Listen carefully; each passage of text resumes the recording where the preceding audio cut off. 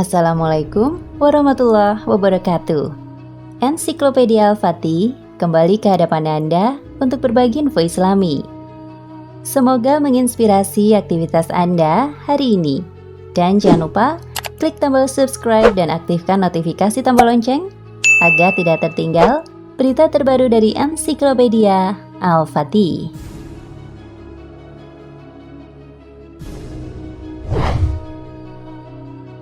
Siapakah Raja Najasyi? Beliau bisa dikatakan tabi'in, namun boleh pula dikatakan sebagai sahabat. Hubungannya dengan Rasulullah SAW berlangsung melalui surat menyurat. Ketika beliau wafat, Nabi SAW melakukan sholat ghaib untuknya. Sholat yang belum pernah beliau lakukan sebelumnya. Dialah Asamah bin Abjar yang dikenal dengan sebutan An-Najasyi. Marilah pada kesempatan yang barokah ini, sejenak kita telusuri kehidupan seorang tokoh besar kaum muslimin ini.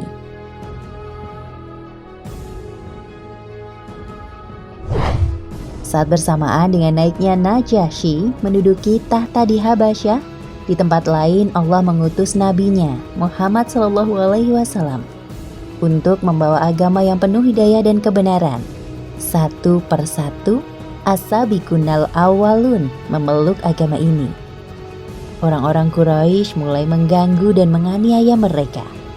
Ketika Mekah sudah merasa sesak bagi kaum muslimin karena gencarnya tekanan-tekanan musyrikin Quraisy, Rasulullah SAW bersabda, "Di negeri Habasyah bertahta seorang raja yang tidak suka berlaku zalim terhadap sesama.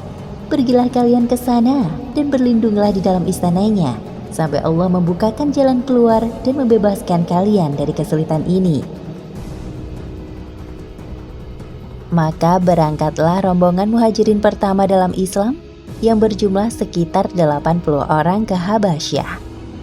Di negeri baru itu, mereka mendapatkan ketenangan dan rasa aman, bebas menikmati manisnya takwa dan ibadah tanpa gangguan.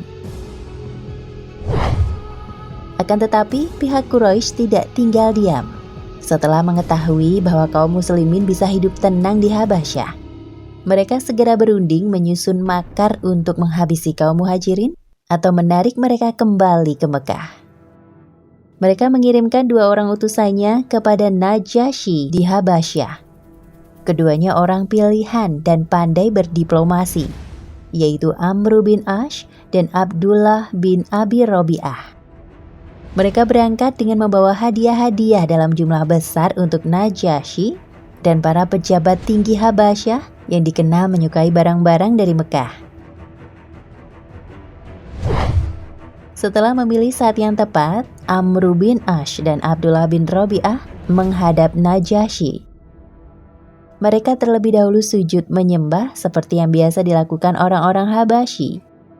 Najasyi menyambut keduanya dengan baik karena sebelumnya telah kenal dengan Amr bin Ash. Kedua tokoh Quraisy itu memberikan hadiah-hadiah yang indah disertai titipan salam dari para pemuka Quraisy yang dipimpin oleh Abu Sufyan.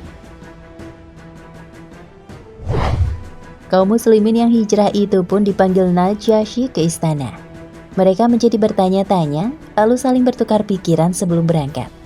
Di antara mereka ada yang berkata, "Apa jawaban kita jika kita ditanya tentang agama kita?" Yang lain menjawab, "Kita katakan saja apa yang difirmankan Allah dalam kitabnya, dan kita jelaskan apa-apa yang diajarkan Rasulullah SAW dan Rabb-Nya." Berangkatlah mereka menuju ke istana. Di sana mereka melihat Amr bin Ash dan Abdullah bin Robi'ah. Sementara uskup-uskup Najasyi duduk berkeliling dengan pakaian kebesaran mereka dengan kitab-kitab yang terbuka di tangan. Kaum muslimin duduk di tempat yang telah disediakan setelah memberi salam secara Islam. Najasyi bertanya kepada Ja'far bin Abi Thalib, "Apakah kalian membawa sesuatu yang dibawa oleh Nabi tentang itu, tentang Rabb-Nya?" Beliau menjawab, "Iya, ada." Najasyi berkata, "Tolong bacakan untuk kami." Lalu Ja'far membacakan surat Maryam ayat 16 hingga 24. Tampaklah Najasyi menangis terharu mendengarnya. Demikian pula uskup-uskup yang hadir di situ, hingga kitab-kitab mereka basah oleh tetesan air mata. Najasyi berkata kepada utusan Quraisy tersebut, "Apa yang mereka bacakan kepada kami dan apa yang dibawa oleh Isa berasal dari sumber yang sama. Demi Allah, aku tidak akan menyerahkan mereka sama sekali kepada kalian selama aku masih hidup."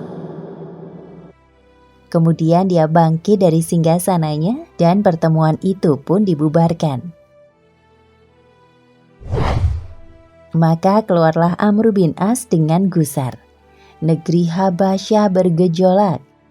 Para uskup yang tidak puas dengan keputusan itu menyebarkan isu bahwa Najasyi telah meninggalkan agamanya dan mengikuti agama baru. Mereka juga menghasut rakyat agar menggulingkan rajanya. Beberapa lama rakyat Habasyah digoncangkan oleh dilema besar tersebut. Bahkan beberapa orang ingin membatalkan baiatnya kepada Najasyi. Melihat hal itu, Najasyi mengabarkan situasi negeri kepada Ja'far bin Abi Thalib dan menyerahkan 2 buah kapal. Setelah siap menghadapi para pembangkang, dikatakannya kepada kaum muslimin, "Naiklah kalian ke kapal itu, amati perkembangannya. Bila aku kalah, pergilah kemana kalian suka. Tapi kalau aku menang, kalian boleh kembali dalam perlindungan seperti semula."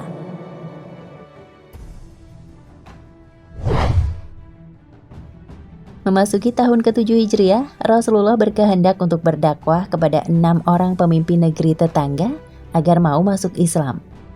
Di antara mereka ada Amr bin Umayyah Ad-Dammari yang diutus kepada Najasyi ke negeri Habasyah. Sampailah Amr bin Umayyah Ad-Dammari di hadapan Najasyi. Dia memberi salam secara Islam dan Najasyi menjawabnya dengan lebih indah serta menyambutnya dengan baik. Setelah dipersilahkan duduk di majelis Habasyah, Amr bin Umayyah memberikan surat Rasulullah SAW kepada Najasyi dan langsung dibacanya. Di dalamnya tertulis ajakan kepada Islam disertai beberapa ayat Al-Quran. Najasyi menempelkan surat itu di kepala dan matanya dengan penuh hormat. Setelah itu dia turun dari singgasana dan menyatakan keislamannya di hadapan hadirin. Selesai mengucapkan syahadat, dia berkata, "Kalau saja aku mampu untuk mendatangi Muhammad SAW, niscaya aku akan duduk di hadapan beliau dan membasuh kedua kakinya." Kemudian beliau menulis surat jawaban kepada Rasulullah SAW berisi pernyataan menerima dakwahnya dan keimanan tas nubuatnya.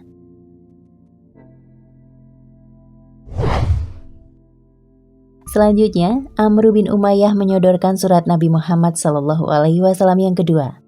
Dalam surat itu, Rasulullah SAW meminta agar Najasyi bertindak sebagai wakil untuk pernikahan beliau dengan Ramlah binti Abu Sufyan, yang termasuk dalam rombongan muhajirin ke Habasyah.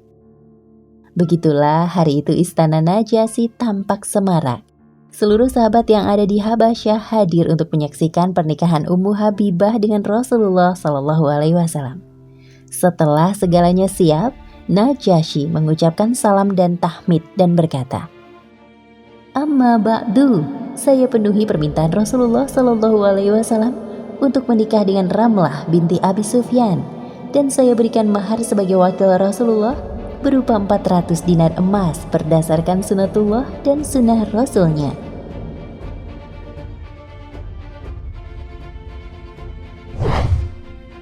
Kemudian Najasyi mempersiapkan 2 buah kapal untuk mengantarkan Ummul Mukminin Ramlah binti Abi Sufyan dan putrinya, Habibah, beserta sisa-sisa kaum muslimin yang ada di Habasyah.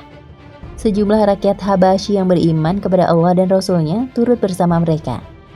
Mereka rindu untuk berjumpa langsung dengan Rasulullah SAW dan sholat di belakang beliau. Rombongan tersebut dipimpin oleh Ja'far bin Abi Thalib. Tidak berselang lama sebelum Fathu Makkah, Najasyi wafat. Rasulullah SAW memanggil para sahabat untuk melakukan sholat ghaib. Padahal Rasul belum pernah melakukan sholat ghaib sebelum wafatnya dan tidak pula setelahnya. Semoga Allah meridhoi Najasyi dan menjadikan surganya yang kekal sebagai tempat kembalinya. Sungguh dia telah menguatkan kaum muslimin di saat mereka lemah, memberikan rasa aman di saat mereka ketakutan, dan dia melakukan hal itu semata-mata karena mencari ridha Allah Ta'ala. Nah, pemirsa Ensiklopedia Al-Fatih, sampai di sini perjumpaan kita kali ini. Semoga menginspirasi.